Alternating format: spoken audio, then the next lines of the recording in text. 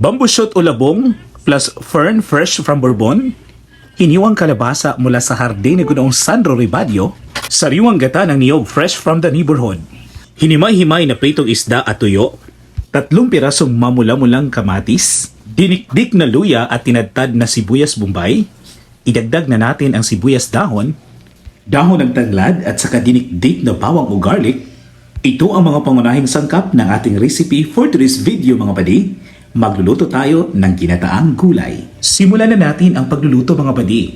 Sa isang pan, maglagay ng kaunting mantika at painitin ito. Gisahin ang mga ricado o pampalasa gaya ng sibuyas, bombay, bawang, luya at saka kamatis. Sa pag-isa ng ating mga ricado o pampalasa or spices, dapat nasa katamtamang apoy lamang ang gagamitin natin. Matapos ang pag-isa ng ating mga ricado o pampalasa ay unang ilagay ang kalabasa. Kasunod ay ang bamboo shoot o labong. Dahan-dahan, haluin ang mga ito nang sa gayon ay maging pantay ang kanilang posisyon sa loob ng pan. Sunod ay ilagay ang pampalasa na tanglad.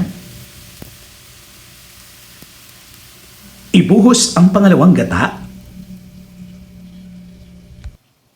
Sa resiping ito mga badi, dapat sakto lamang ang gata na inyong gagamitin. Dapat angkop ito sa dami ng gulay nang sa gayon ay hindi maging malapnaw ang kanyang sabaw o lasa.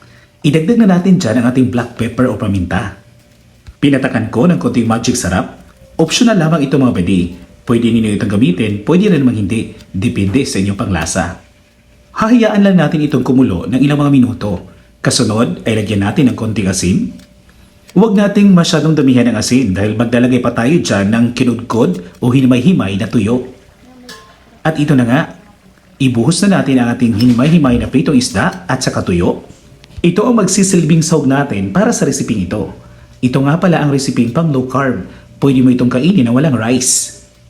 Paghalu-haluin lang ang mga sangkap, lalong-lalo na yung ating sahog na tuyo at saka pritong isda. Dahil kumulo na ang ating mga gulay, ibuhos na natin ang ating unang gata.